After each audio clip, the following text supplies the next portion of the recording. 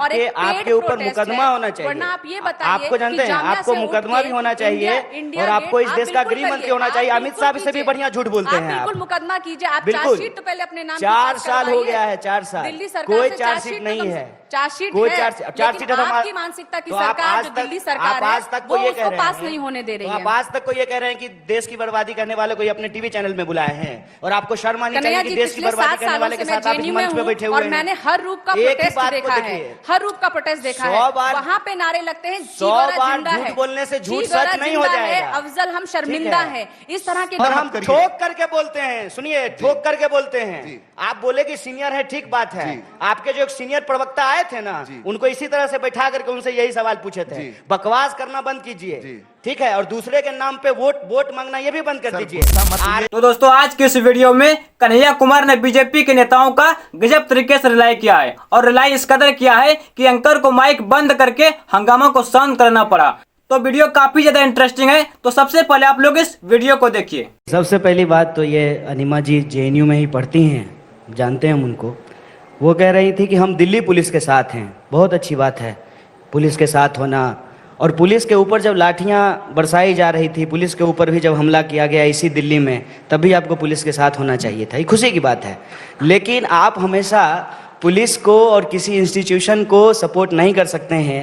आप उस केस में सीबीआई को कैसे सपोर्ट करेंगे जहां वो कुलदीप सेंगर को बचा रहे हैं? जेएनयू को बदनाम कर सकते हैं। हाँ, देखिए, ये तो अमित शाह से पूछ लीजिए, ये तो मोदी जी से पूछ लीजिए, ठीक है। पता नहीं जेएनयू सुनते ही भारत की बर्बादी के नारे आपने लगाए। जामिया में आज खिलाफत 2.0 के नारे लग रहे हैं, वहाँ पे हिंदू से आजादी के नारे लग रहे हैं, और आप कह रही हैं जामिया आप वही बात बोल रहे हैं। ये मोटिवेटेड और एक आपके ऊपर मुकदमा होना चाहिए। वरना आप ये बताइए, आपको जानते हैं, आपको मुकदमा भी होना चाहिए और आपको इस देश का गृह मंत्री होना चाहिए। अमित शाह से भी बढ़िया झूठ बोलते हैं। बिल्कुल मुकदमा कीजिए, आप चार्जशीट तो पहले अपने नाम 4 साल हो गया है, 4 साल दिल्ली सरकार कोई चार्जशीट नहीं है, चार्जशीट कोई है, चार्जशीट लेकिन आपकी मानसिकता की सरकार जो दिल्ली सरकार है वो उसको पास नहीं होने दे रही है। आप आज तक को ये कह रहे हैं कि देश की बर्बादी करने वाले को अपने टीवी चैनल में बुलाए हैं और आपको शर्म आनी चाहिए कि देश की बर्बादी करने वाले के साथ आप इस मंच पे बैठे हुए हैं। और मैंने हर रूप का प्रोटेस्ट देखा है, हर रूप का प्रोटेस्ट देखा है।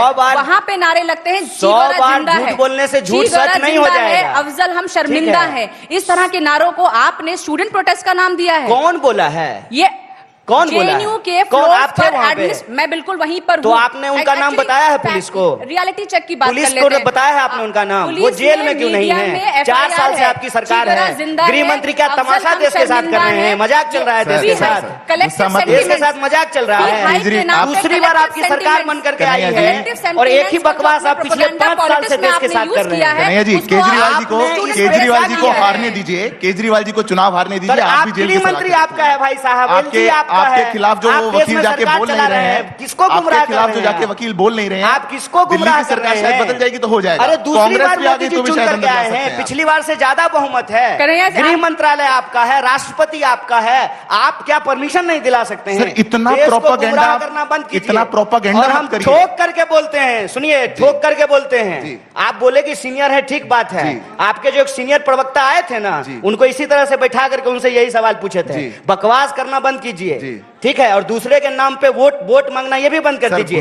आर्मी का एक प्रश्न पूछूंगा, एक प्रश्न पूछूंगा, गुस्सा मत कीजिए। जवाब नहीं आपके पास, गुस्सा मत कीजिए, एक प्रश्न पूछूंगा, एक भी प्रश्न का जवाब नहीं है आपके पास। मैं हर प्रश्न का जवाब देने के लिए तैयार हूं। एक ही बात बोलते हैं, सर देश की बर्बादी का नारा बौखलाहट कहां से आ रही है? आप सरकार चला रहे हैं कि तमाशा चला रहे हैं देश में? कार्रवाई क्यों नहीं कर रहे हैं? ऐसे नहीं होगा। सुनिए, एक ही बात बकवास बोले जा रहे हैं इतना दिन से। जेएनयू मुझे ऐसा लगता है एक कार्रवाई क्यों नहीं हुई है? ऐसे नहीं होगा। सुनो, देश की जनता को ये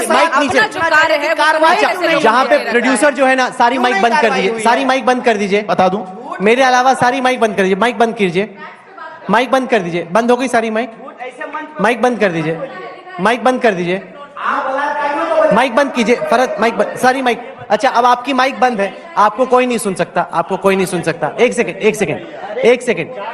सेकंड, ऐसे बहस नहीं हो सकती है, ऐसे बहस नहीं हो सकती है। आप बैठिए।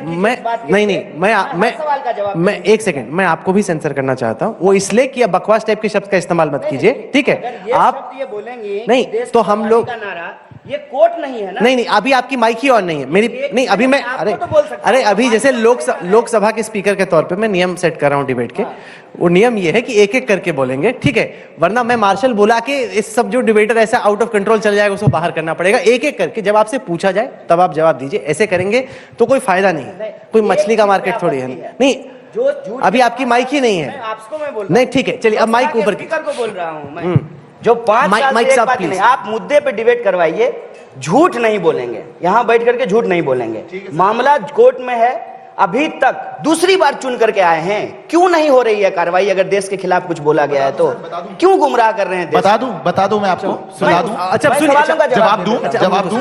कार्रवाई क्यों नहीं हो रही, जवाब दूं, सुनना चाहेंगे? बिल्कुल। क्योंकि आपके खिलाफ जो आपका दिल्ली में केस रजिस्टर्ड है, उसमें जो पब्लिक प्रोसिक्यूटर दिल्ली सरकार के अंडर आते हैं, वो बार बार कोर्ट में जाके कह रहे हैं कि नहीं, हम अभी दिल्ली पुलिस से चार्जशीट नहीं ले पाए, हम नहीं देंगे। अरे तो दिल्ली पुलिस दिल्ली सरकार के अंदर थोड़ी है, गृह मंत्रालय के अंदर है, परमिशन दिलवा दीजिए। लॉ का छात्र हूं, पब्लिक प्रोसिक्यूटर ही कोर्ट में जाके प्रेजेंट कर सकता है, कमिश्नर नहीं जाके कहेंगे कि कन्हैया कुमार को अंदर दिला दीजिए। आप इतना भी प्रोपेगेंडा मत करिए ना, से परमिशन दिलवा दीजिए। इतना प्रोपेगेंडा मत करिए, पब्लिक प्रोसिक्यूटर कहेगा। इसलिए कह रहा हूं, अगर बाई चांस केजरीवाल चले गए ना, कहीं ऐसा ना हो आप उनके साथ चले जाए। एलजी से परमिशन दिलवा दीजिए। ठीक है, एक सेकंड, आप कहने को कुछ भी कहते हैं। और एक बात बता देते हैं, जिस दिन हम इस केस से छूट करके आएंगे ना नीमा जी, तब आप हमसे नजर नहीं मिला पाइएगा। झूठ झूठ होता है, याद रखिएगा। नहीं सर, और आप गोडसे को मानने वाले लोग हमको देशद्रोह नहीं साबित कर सकते। मैं सच में स्वागत सर, हम आज भी नहीं मिला पा रहे आपसे नजर, हम आज भी नहीं मिला पा रहे आपसे नजर। I witness to all the slogan. जिस प्रकार का आप कर रहे हैं, हम आज भी आपसे नजर नहीं मिला पा रहे हैं। बहुत बढ़िया। आप नहीं हो सकते स्टूडेंट एक्टिविज्म के आइडल, अगर आपको ऐसा लग रहा है तो।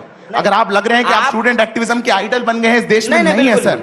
इतना मत बदनाम करिए हमें। बिल्कुल भी नहीं मिला पा रहे हैं नजर, माफी चाहेंगे, बाद में शायद मिला लें। सिद्धार्थ देश से मांगिएगा, बाद में चाहे मिला लें। सवाल ये बनता है कि अगर विरोध का कोई स्वर खड़ा होता है सिद्धार्थ, तो उसको एंटी नेशनल, देश विरोधी के तौर पे क्यों पेश किया जाता है? अगर कोई छात्र, कन्हैया हो या कोई और हो, मोदी सरकार के खिलाफ, बीजेपी की सरकार के खिलाफ अपनी आवाज बुलंद करता है, तो ऐसा क्यों है? जैसे कन्हैया ने कहा कि जॉर्ज बुश की वो नीति कि या तो आप हमारे साथ हैं या आप तालिबान के साथ हैं। ऐसा नहीं, वो आपके साथ नहीं है, आपके विरोध में है, लेकिन ये मतलब नहीं कि वो पाकिस्तान के समर्थक है। सर देखिए, इसमें बहुत क्लियर लाइन होती है।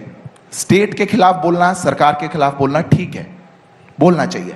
पॉलिसीज के खिलाफ अगर हम आज देश में डेमोक्रेसी में क्रिटिकल वॉइसेस नहीं होंगी तो शायद स्टेबल डेमोक्रेसी नहीं होगी। पर आप स्टेट के खिलाफ बोलना शुरू कर देंगे तो वो गलत हो जाता है। अगर एक कोर्ट के डिसीजन का आप खिलाफ बोल देंगे कि अफजल हम शर्मिंदा है, तेरे कातिल जिंदा है, तो गलत हो जाता है। अगर आप बहुत सी बातें, कश्मीर मांगे आजादी, बंदूक के दम पे आजादी, आप बोलेंगे तो गलत हो जाता है। उसमें दो राहें नहीं है सर।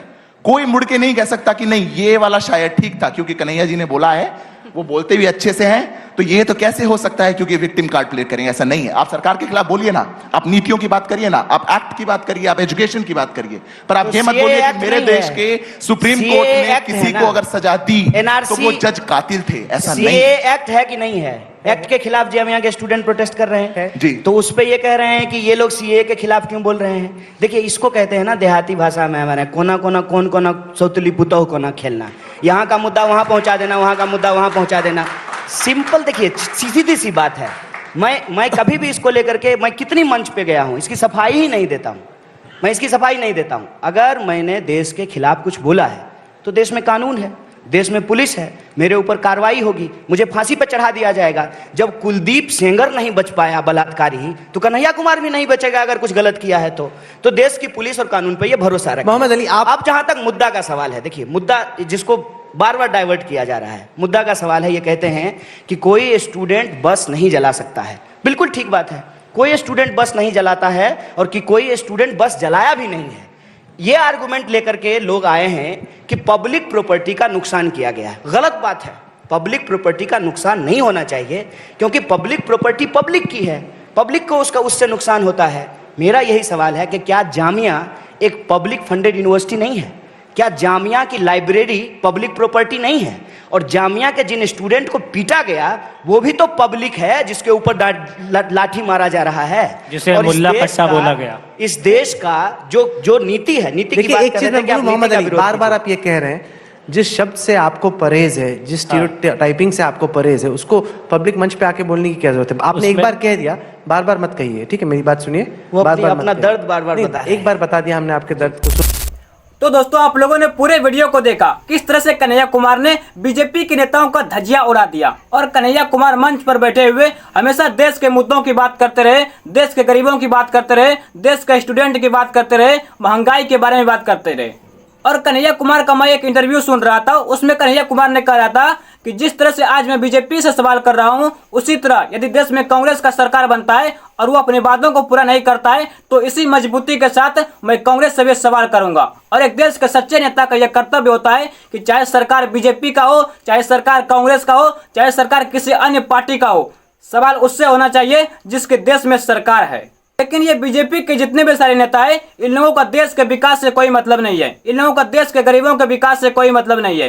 सिर्फ किसी भी तरह चापलूसी करके पार्टी में मंत्री पद मिल जाए वही इनके लिए बहुत है। और दो शब्द क्या इंग्लिश में बोल लेते हैं और अपने आप को एक बहुत बड़ा नेता समझते हैं। और जो नेता हमारे देश के राष्ट्रपिता महात्मा गांधी जी का विरोध करते हैं और गोडसे का सपोर्ट करते हैं, वो देश के नेता नहीं, वो देशद्रोही है। बाकी आप लोग ऐसे ऐसे नेताओं के बारे में क्या सोचते हैं, अपना राय कमेंट में बताएं। और आप सभी को आज के दिन दीपावली के शुभ अवसर पर ढेर सारी शुभकामनाएं। और जो जो लोग इस वीडियो को बिहार से देख रहे हैं, आप लोगों से निवेदन है कि आप लोग आज के दिन एक दीपक बिहार के विकास के लिए जलाइए, ताकि यह बिहार भी विकास के पथ पर अग्रसर हो सके। बाकी ऐसे ही इंटरेस्टिंग वीडियो देखने के लिए आप लोग हमारे चैनल को सब्सक्राइब करें। मिलते हैं अगली वीडियो में, तब तक के लिए जय हिंद, वंदे मातरम।